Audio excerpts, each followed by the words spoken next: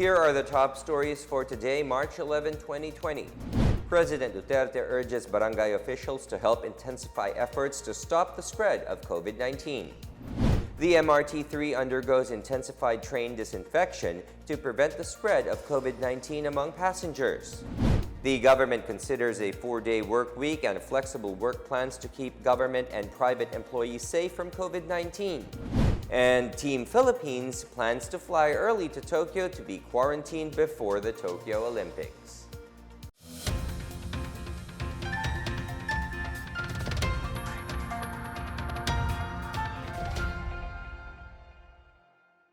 Good day, I'm William Theo. Welcome to the PNA Newsroom.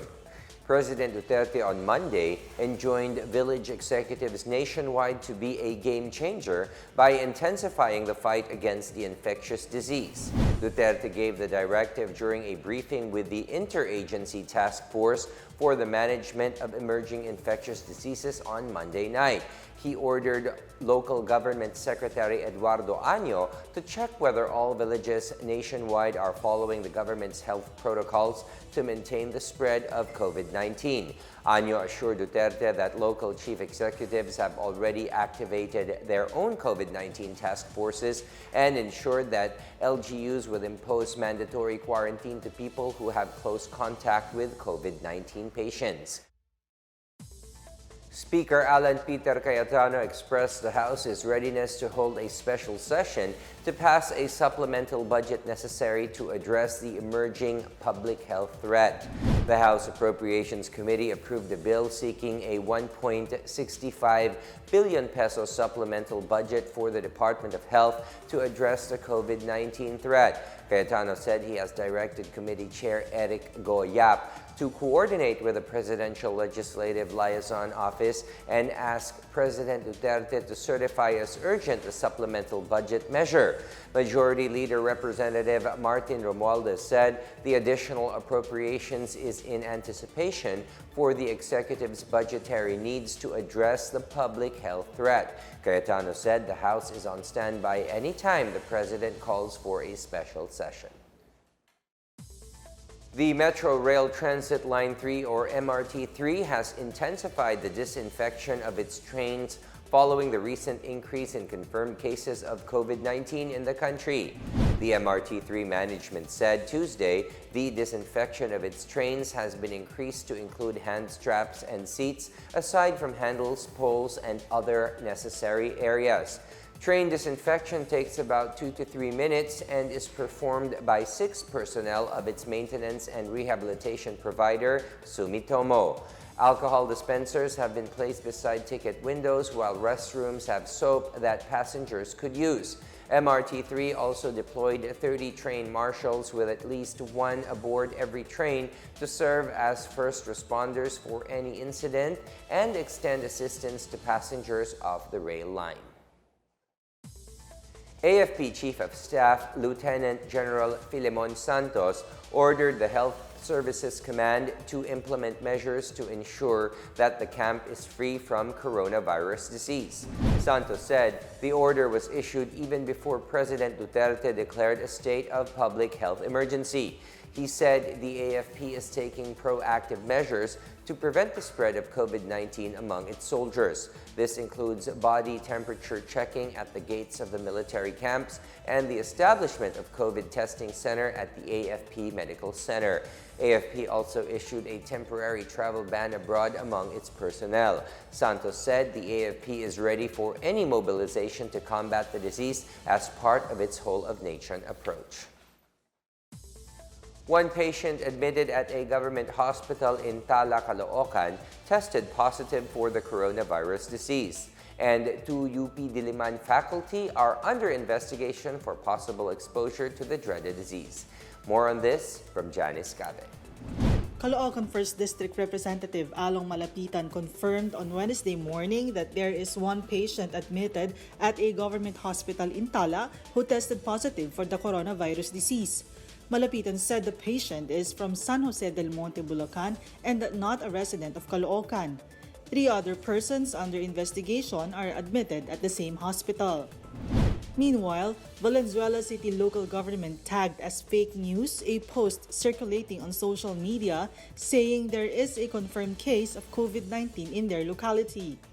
The local government says there is no reported COVID-19 positive in Valenzuela. It urges netizens to be on alert and just share information from reliable sources, as fake news such as this will only create panic and will not help curb the spread of the disease. In other news, 2 UP faculty are under investigation for possible coronavirus exposure. The 2 faculty members have been tested last March 10 for possible COVID-19 infection after attending an academic conference in Japan. They were first screened at the UP Diliman Health Service and were declared persons under investigation after showing fever and respiratory symptoms. UPHS Director Jesus Katabui assured the community that protocols were followed in isolating the patients and disinfecting the premises and the ambulance used to carry them to a referral hospital. For the PNA Newsroom, I'm Janice Cave. Still to come, President Duterte orders government troops to end communism and terrorism before he steps down in 2022. The government considers a 4-day work week and flexible work plans to keep government and private employees safe from COVID-19. More on this when the PNA Newsroom continues.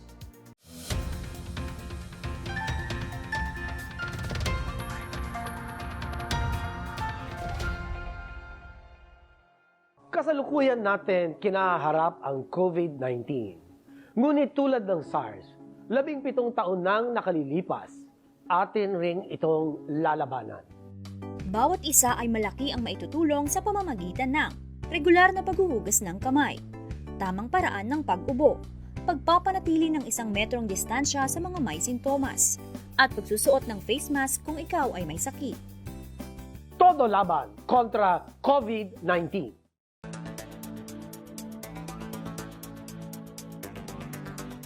Yung COVID-19 is here. It is a contagion.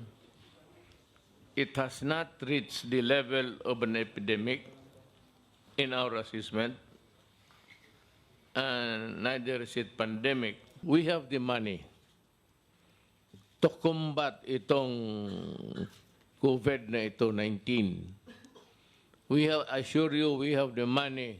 We can defeat it. Hindi ito magtatagal. I am confident that we will survive this contagion.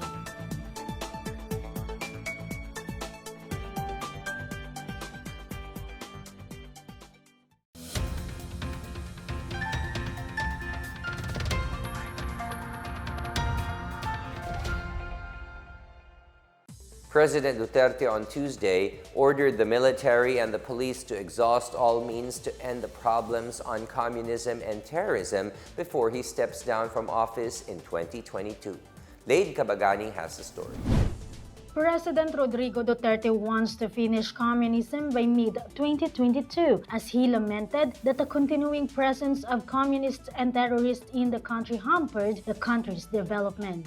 Duterte said he could not afford to let the communist and terror groups create so much chaos and mayhem, loss of lives, and a great agony inflicted on hard-hit communities. He said he wants to spend his remaining years in office looking for drastic measures to end the unlawful acts of the communists and terrorists in the country. Alam mo, I don't know, I have 2 years. Frankly, I have asked the military and the police, kung kaya ninyong tapusin na ninyo ngayon. Kasi kung hindi ko matapos to sa panahon ko, not because ako lang ang makatapos nito, not because ako lang ang may kakayan, far from it actually. But kung hindi ko ito matapos, then I'll have to pass this problem to the next generation. Duterte on December 5, 2017 signed a Proclamation 374 branding the CPP and its armed wing, the New People's Army or NPA, as a terror organization because of their alleged acts against the Filipino people, against humanity, and against the law of nations. On May 23, 2017, Islamic State-linked Maute Group laid siege to Marawi City in Lanao del Sur province, prompting Duterte to place the whole of Mindanao under martial law until December 31, 2019. Martial law in the entire Mindanao was no longer extended following the drop in crime incidents in the southern Philippines and with Duterte's confidence that the state forces are on the top of the situation to maintain peace and order in the besieged region even since the implementation of military rule. Meanwhile, Duterte added that he was eyeing the fair distribution of public funds to local government units to fulfill his bid to improve the country's economy and provide comfortable lives to Filipinos. He said he would carry out his plans in his remaining years in the office. Ang gusto ko lang sana, the last 2 years ko, if I can equitably distribute the money of the Republic to cover the entire Philippines on projects, malaki man o maliit, basta meron ang lahat. He said equal distribution of money to local governments would be a new mindset for the months to come. For the PNA Newsroom, I'm Laid Kabagani. The National Disaster Risk Reduction and Management Council is intensifying its COVID-19 awareness campaigns in the regions. NDRRMC spokesperson Mark Timbal says they are regularly coordinating with their regional offices and local civil defense offices to keep them updated on the latest developments. They have also distributed educational materials to local government units. Timbal says among their duties as part of the Interagency Task Force for the Management of Emerging Infectious Disease is to keep the public safe against potential disasters. This includes contact tracing and field validation, repatriation of Filipinos overseas, coordination with LGUs and partners, biochemical interventions, and management of quarantine areas. Meanwhile, the NDRRMC canceled its first quarter nationwide simultaneous earthquake drill set on March 12 Thursday, following the declaration of a public health emergency by President Duterte. A 4-day work week for government workers and flexible work arrangements are among the options being considered to help prevent the spread of COVID-19. Cabinet Secretary Carlo Nograles on Tuesday said they are discussing the adoption of a 4-day work week as one of the measures that the civil service can do in terms of government workers. Classes in Metro Manila have been suspended from March 10 to 14. Nograles added that as the Department of Labor and Employment just recently issued a labor advisory that regulates flexi work arrangements. The point of the advisory is to discourage businesses from laying off and retrenching workers and adopting a flexi work arrangement instead. The former legislator from Davao stressed that the government is urging the private sector to avoid layoff of workers given the temporary nature of the COVID-19 outbreak.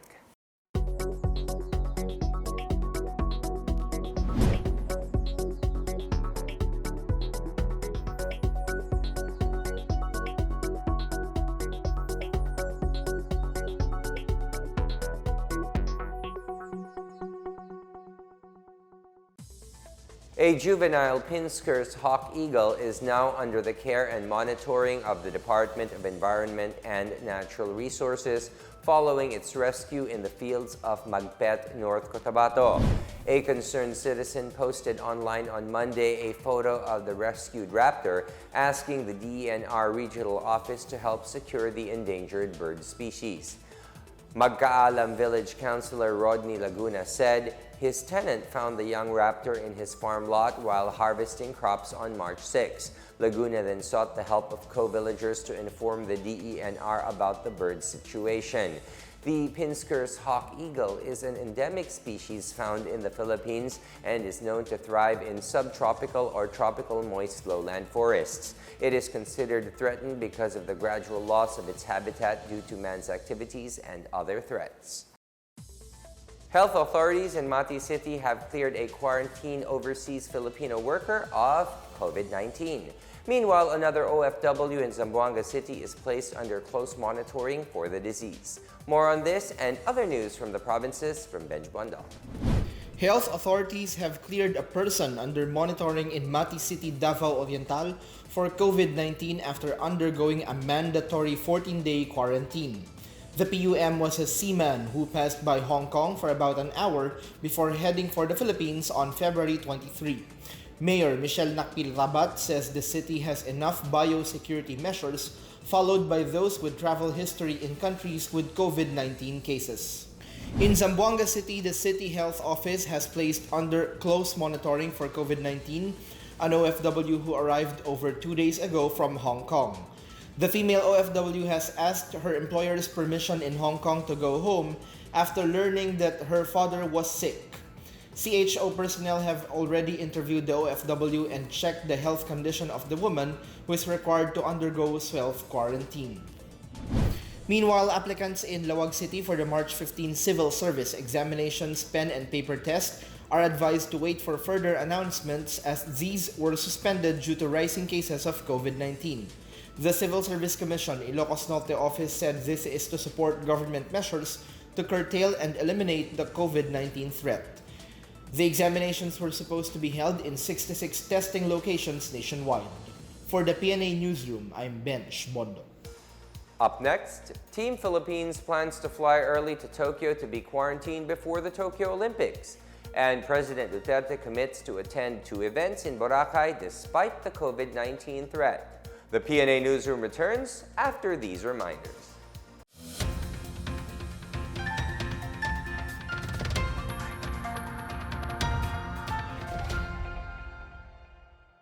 Kasalukuyan natin kinaharap ang COVID-19.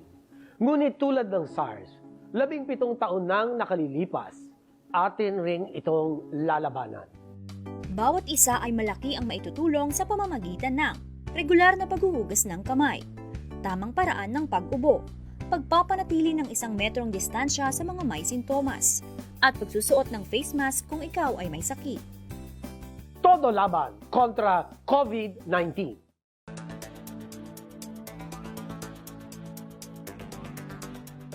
Classes will be suspended in NCR, National Capital Region lang, beginning tomorrow and it will end in March 14.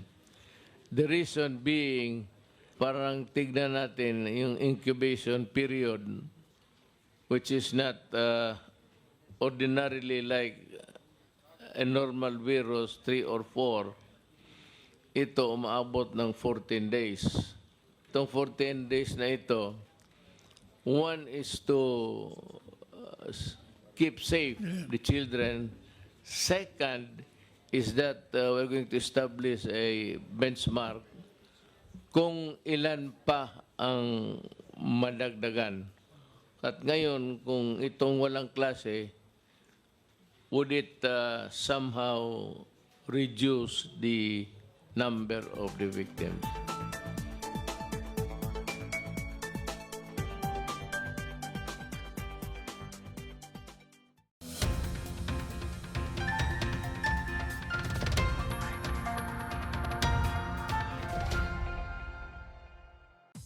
In sports, Team Philippines will fly early to Tokyo if needed to avoid possible disqualification and to meet quarantine and health check requirements in the light of the COVID-19 outbreak.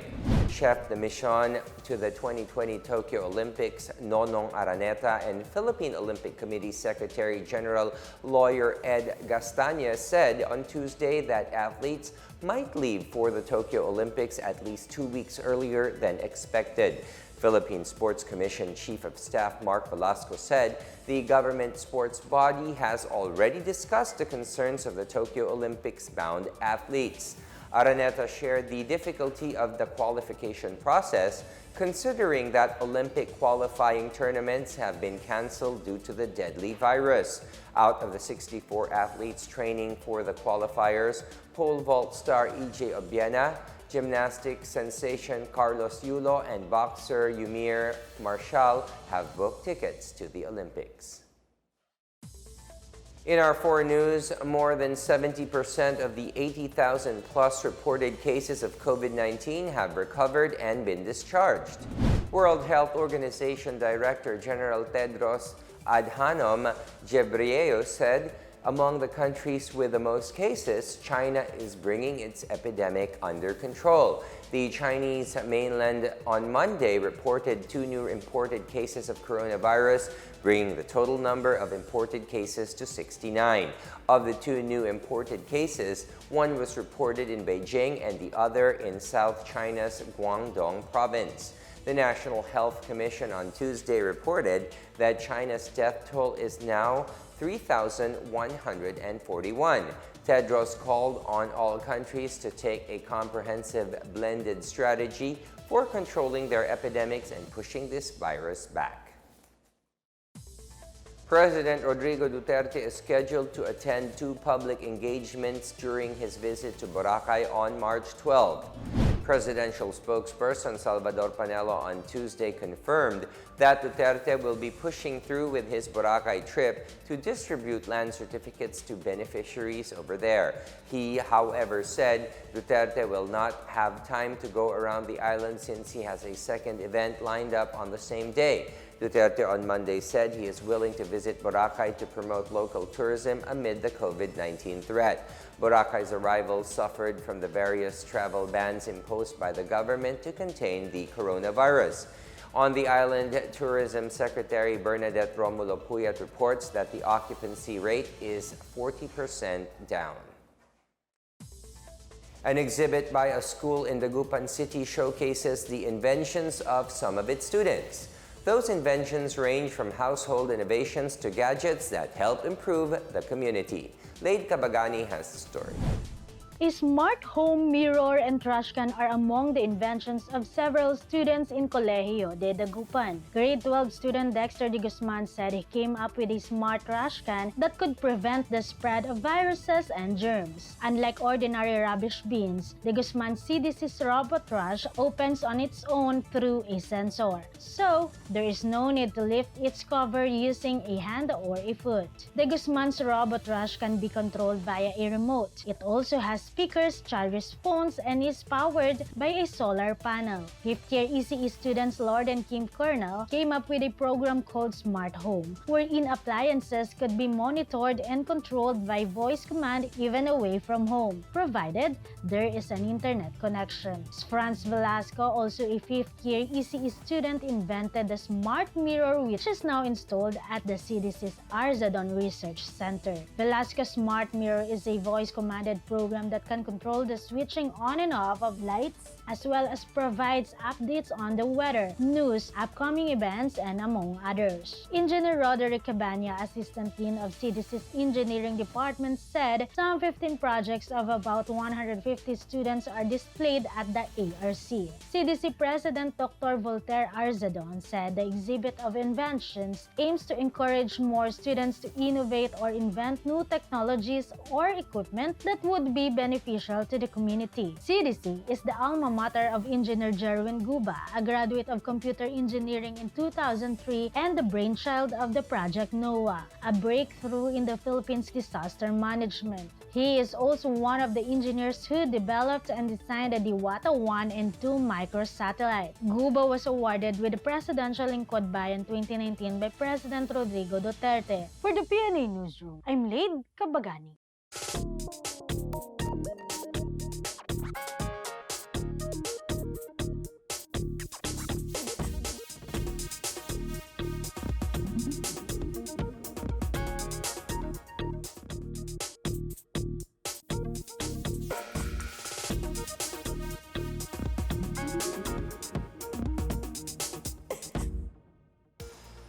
Here's another look at today's biggest stories. President Duterte urges barangay officials to help intensify efforts to stop the spread of COVID-19. The MRT-3 undergoes intensified train disinfection to prevent the spread of COVID-19 among passengers. The government considers a 4-day work week and flexible work plans to keep government and private employees safe from COVID-19. And Team Philippines plans to fly early to Tokyo to be quarantined before the Tokyo Olympics. Thank you for watching another episode of the PNA Newsroom. To check out more news content, check our webpage or head onto the Philippine News Agency's Facebook and Twitter accounts. For more stories about the government and how it serves Filipinos, look for these hashtags in all of our social media platforms and websites. We are shown on the pages of the PCOO and its attached agencies. Also, watch us on television on PTV4 and IBC 13. And that's your daily dose of the biggest stories that you need to know. From the PNA Newsroom, I am William Theo. Good day.